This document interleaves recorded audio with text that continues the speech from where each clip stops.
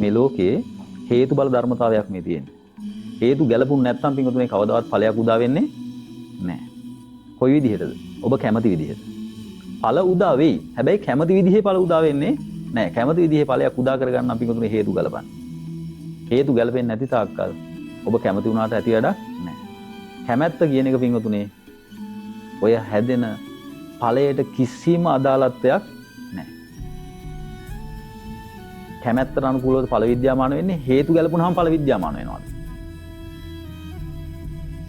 පින්වතුනි එහෙනම් හේතු ගලපන්න.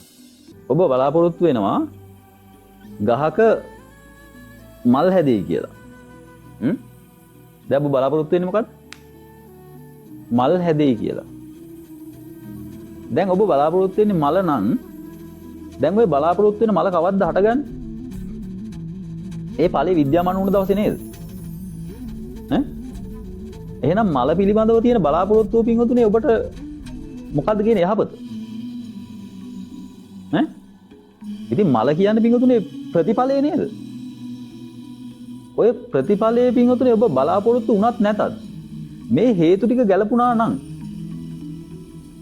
ඔබ බලාපොරොත්තු උනේ නැහැ කියලා ප්‍රශ්නයක් තියෙනවද? ඈ පොඩ්ඩක් ඔබේ ජීවිතය ඇතුළේ පොඩ්ඩක් මේක දාලා බලන්න. ඔබ දරුවෝ දෙන්නෙක් හදනවා. නෝනයි දරුවෝ දෙන්නයි ඔබයි ඉන්නවා. ඔබ දරුවෝ දෙන්න වෙනුවෙන් පින්වතුනේ පුදුම විදිහට වියදම් කරනවා. දරුවා ඉල්ලන හැම දෙයක්ම ඔබ ගෙනත් දෙනවා. ඔබ බලාපොරොත්තු වෙන්නේ මොකද්ද? හොඳට ඉගෙනගෙන හොඳ රැකියාවක් කරන මේ සමාජයේ කැපී පෙනෙන පුද්ගලයෙක් වෙයි. ඔන්න ඔබේ බලාපොරොත්තු. ඔබ හොඳ ඔය කියන විදිහේ පුද්ගලයෙක් හදන්න ඔබ මොනවද කරන්නේ? මුදල් හම්බ කරනවා, වියදම් කරනවා, පන්ති වලට යවනවා, ඉස්කෝලේ යවනවා, ගෙදර ආවෙලේ ඉඳන් ඉගෙන ගන්න පුතේ, ඉගෙන ගන්න පුතේ, ඉගෙන ගන්න පුතේ කියලා කියනවා. ඔබ උගන්වන්න දඟලනවා. ඇයි ඒ? ඔබ අවසානයේ බලාපොරොත්තු වෙන ප්‍රතිඵලයක්. ඒ ප්‍රතිඵලය කොහේ තියෙන එකද? මෙතන මේ ප්‍රතිඵලය කොහේ තියෙන එකද? මේ ලෝකේ තියෙන එකද ඔබ හදාගත් එකද? ඔබ හදාගත් එකක් ඔය ප්‍රතිඵලය. ඊගොල්ලෝ ඔබ ඔය හිතන විදිහට මොනවාද?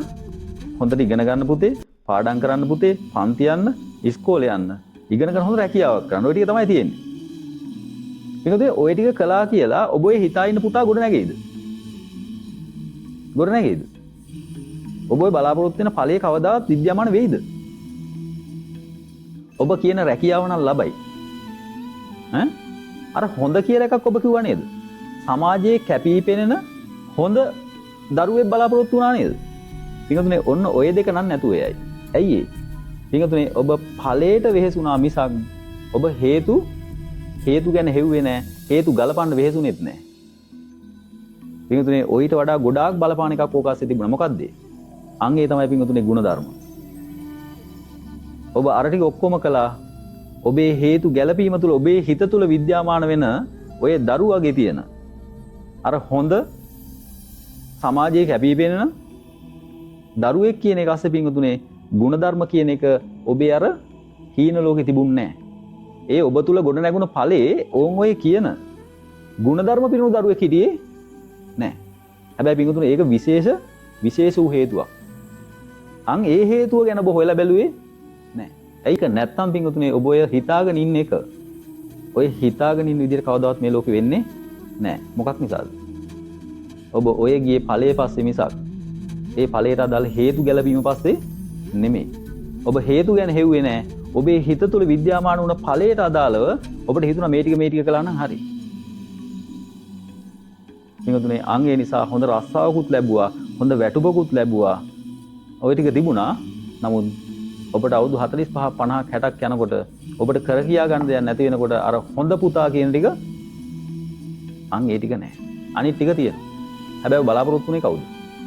ඕන් ඔය 45 දී 50 දී මාවත් බලාගෙන මගේ නෝනවත් බලාගෙන මේ සමාජයේ හරි වැදගත් දරුවෙක් බිහි වෙයි. ඔන්න ඔතන තමයි ඔබ බලාපොරොත්තු ඇත්තටම තිබුණේ. හැබැයි පින්වතුනේ ඔය ටික අර බලාපොරොත්තු වුණ ඵලය ඇතුලේ හේතුන්ට ඔබට ගැප් කරන්න බැරුව ගියා. ඇයි ඒ? ඔබ පින්වතුනේ හේතු ගැන හෙව්වේ නැහැ, ඵලය පස්සෙන් දිව්වා. ඔබේ හිත තුල මැවුන චිත්ත රූපයත් එක්ක නැගුණ ආන් අර හීනේ පස්සෙන් දිව්වා මිසක් පින්වතුනේ ඔయిత අදාළ හේතු ටික ඔබ බැලුවේ නැහැ. අං ඒ නිසා පින්වතුනේ අනිත් ඔක්කොම තිබුණා, ಗುಣධර්ම තිබුණේ නැහැ, ಗುಣධර්ම ටික නැති නිසා පින්වතුනේ දැන් ಗುಣධර්ම නැතුව ඉතුරු ටික තියෙනවා. පුදුම විදිහට පුතාට තරහ යනවානේ හාමුදුරනේ. මොකද්ද කරන්නේ? ඉතින් මං අහන්නේ දැන් මොනව කරන්නද මහත්තයෝ? හේතු හදන වෙලාවේ හේතු ගැන හොයලා බලපු නැති එකේ විපාකය තියෙන්නේ. පින්වතුනේ පුංචි කාය නම් එනකොට අතින් අල්ලගෙන යම් පුතේ කියලා එක්කගෙන එන්න තිබ්බා. අන් එදාට පන්සලට ආව නම් ආරාමයට ආව නම් පින්වතුනේ මුලින් පිනක් කරවන්න තිබ්බා. දැන් ඒ දෙමාපිය වඩාගෙන එන්න දේ දරුවන්ව. මට කියන්න. පින්වතුනේ හොඳට තේරුම් ගන්න මේ ලෝකේ ඵලයන් පස්සේ යන්න එපා. ඵලය කියන්නේ පින්වතුනේ කොහොමද හේතු ගැලපුණා නම් විද්‍යාමාන වෙන එකක්.